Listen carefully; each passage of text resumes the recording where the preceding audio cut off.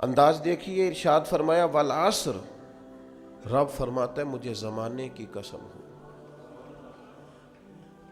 اللہ کو بھی قسم اٹھانے کی ضرورت ہے، مالک کریم کو بھی کیا حاجت ہے کہ وہ قسم اٹھائے، لیکن تاکید کر کے بات ذہن میں اتارنے کے لیے۔ انسان کا مزاج ہوتا ہے نا، جس بات پہ قسم اٹھائی جائے اس کو انسان سمجھتا ہے زیادہ پکی ہے، تو طبع انسانی کے مطابق بات کی۔ فرمایا والعصر، زمانے کی قسم ہو۔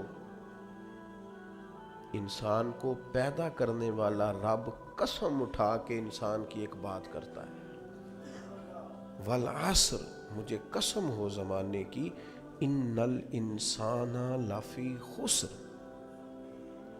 انسان کو پیدا کرنے والا رب فرماتا ہے بے شک انسان خسارے میں، گھاٹے میں، نقصان میں۔ لوگ اس کو کہہ رہے ہیں بڑا سیٹ ہے، لوگ کہہ رہے ہیں بڑا کامیاب، یہ بھی کہہ رہا ہے اللہ کا بڑا شکر ہے، لیکن پیدا کرنے والا رب، انسان کو بنانے والا، اس کو جاننے والا رب فرماتا ہے مجھے زمانے کی قسم ہو یہ نقصان میں ہے۔ اور خسارہ، اس خسارے کو نہیں کہتے ہیں کہ لوگ کہتے ہیں میں نے کاروبار کیا تھا تو نفع نہیں ہوا، نقصان ہوا۔ خسارہ اس خسارے کو کہتے ہیں جو اصل مال بھی ضائع ہو جائے، راس المال بھی ضائع ہو جائے تو کہتے ہیں خسارہ ہوا ہے۔ یعنی اس کے پاس جو تھا اس میں بھی یہ خسارے میں، کہ یا اللہ سارے خسارے میں ہے؟ فرمایا نہیں، الا الذین آمنوا، جن میں 4 صفتیں پائی جائیں وہ نہیں خسارے میں۔ ان میں پہلی صفت یہ ہے کہ الا الذین آمنوا، بے شک وہ لوگ جو ایمان لائے، مگر وہ لوگ جو ایمان لے آئے، جن کا ایمان مضبوط ہو، جن کا عقیدہ ہو کہ اللہ ہمارا رب ہے، وہی پیدا کرنے والا ہے، وہی رزق دینے والا ہے، اسی کی تقدیر کا غلبہ ہے، رب کریم ذرے ذرے کو جانتا ہے، اللہ تعالیٰ نے جس حال میں رکھا ہے یہی حال میرے لیے بہتر ہے۔ انسان محنت پوری کرے، نتیجہ اپنے رب پہ چھوڑ دے، اسباب سارے جمع کرے، بھروسہ اپنے اللہ تعالیٰ پہ کرے، عقائد کے لحاظ سے پختہ ہو، اور پھر اس کا عقیدہ ہو کہ بعد از خدا بزرگ تو ہی قصہ مختصر۔ کائنات میں سب سے عرفہ والا، عظمتوں والے، شانوں والے، بلندیوں والے، رفتوں والے، کائنات کے امام، نبیوں کے امام، رسولوں کے امام، فرشتوں کے امام، محبوب مطلق اگر کوئی ہے تو جناب محمد الرسول اللہ ہے صلی اللہ تعالی علیہ وسلم۔ سب سے اولا و اعلیٰ ہمارا نبی، سب سے بالا و اعلیٰ ہمارا نبی، اپنے مولا کا پیارا ہمارا نبی، اور دونوں عالم کا دھولا ہمارا نبی۔ نظریاتی پختگی حاصل ہو، عقائد پختہ ہو، ایمان میں عقائد پوری طرح داخل ہے، عقائد اہل سنت کا پابند ہو بندہ۔ پھر ایک اور بنیادی عقیدہ ہے، اسی ضمن میں سارے عقائد آ جاتے ہیں، فرشتوں پر بھی ایمان ہو، اللہ کے تمام انبیاء پر ایمان ہو، اچھی بری تقدیر پر ایمان ہو، لیکن ایک بنیادی عقیدہ جس کو عقیدہ آخرت کہا جاتا ہے، اس پر انسان کا ایمان ہونا بڑا ہی ضروری ہے۔ اگر آخرت پر ایمان کمزور ہو جائے تو دنیا میں جتنے بھی عمل ہم کرتے ہیں یہ سارے کمزور ہو جائیں۔ یہ جو لوگ ڈپریشن میں، ٹینشن میں، انزائٹی میں چلے جاتے ہیں اور ایک بات بار بار کرتے ہیں کہ میرے ہی ساتھ ایسا کیوں ہوتا ہے، آخر بڑی ہی کوشش کے بعد میں ہی ناکام کیوں رہ گیا، تو انہیں بتایا جائے گا کہ کامیابی پتہ کیا ہے؟ لا یستوی اصحاب النار و اصحاب الجنہ، اصحاب الجنت هم الفائزون۔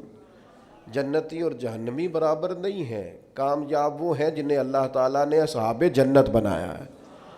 جو جنتی ہیں وہ کامیاب ہیں، جس کو اپنی آخرت کے تعلق سے اللہ تعالیٰ نے فکر سلیم دی ہے، راہ ہدایت دی ہے، اعمال حسنہ پر استقامت دی، اور وہ سمجھتا ہے کہ میں محنت اپنی آخرت کو ٹھیک کرنے کے لیے کر رہا ہوں، جد و جہد میری اپنی قبر کے لیے، حشر کے لیے، آخرت کے لیے۔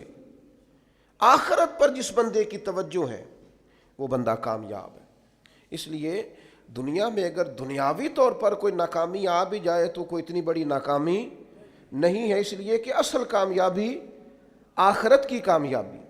تو عقائد مضبوط ہوں، اور پھر عقائد اہل سنت کی پابندی اس کے پاس موجود ہو، نہ رفض کی طرف اس کا رجحان ہو، نہ خارجیت کی طرف اس کا رجحان ہو، اس کے نظریات ستھرے ہوں، اجلے ہوں، خوبصورت ہوں، وہ رسول پاک کی ذات گرامی کی پوری غلامی کرنے والا وہ شخص، تو اس کے نظریات اعلیٰ ہوں۔ تو فرمایا کہ انسان خسارے میں ہے الا الذین آمنوا، مگر وہ لوگ جو ایمان لائے، وعملوا الصالحات، اور جنہوں نے نیک اعمال کیا۔ اور یہاں بات ختم نہیں ہوئی، دو صفتیں اور بھی پیدا کریں۔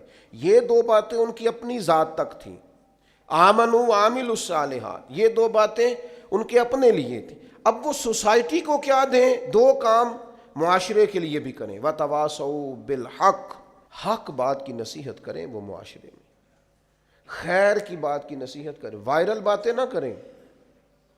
کہ آج کل یہ موضوع چل رہا ہے تو ذرا میں اس پر بولوں گا تو کچھ ویوز میرے بھی بڑھ جائیں گے، وائرل باتیں نہیں کریں وہ، وتواصوا بالحق، وہ حق بات کی نصیحت کریں، کلمہ حق کہیں اور حکمت کے ساتھ کہیں، ادعو الی سبیل ربک بالحکمہ، دانائی کے ساتھ کہیں، لوگوں کو سمجھانے کی نیت سے کہیں، کلمہ حق ان کی زبان پر آئے۔ اور میرے نبی پاک علیہ السلام نے فرمایا سب سے افضل جہاد ظالم بادشاہ کے سامنے کلمہ حق کہنا ہے۔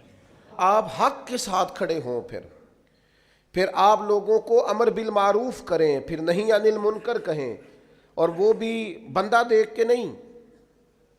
اگر امیر آدمی غلطی کر رہا ہے تو پھر آپ خاموش ہیں، اور کسی غریب کو کرتے دیکھ لیا ہے تو آپ نے دینی حکمت کو بھی پیش نظر نہیں رکھا اور اسے رسوائی کر دیا ہے، آپ نے اسے سخت ترین تکلیف سے گزار دیا ہے۔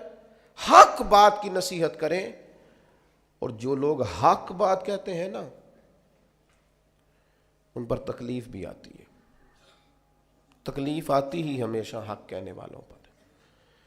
تو چونکہ میدان لگایا ہے، اب حق میں نکلے ہو، اب تم نے سفر شروع کیا ہے تو بھائی پیروں پہ چھالے تو پڑیں گے، سفر کرو گے تو تھکاوٹ تو ہوگی، کوئی رستہ طے کرو گے تو گرد تو پڑے گی، اگر کسی سمت تیز دوڑو گے تو مخالف سمت سے ہوا تو تیز آئے گی۔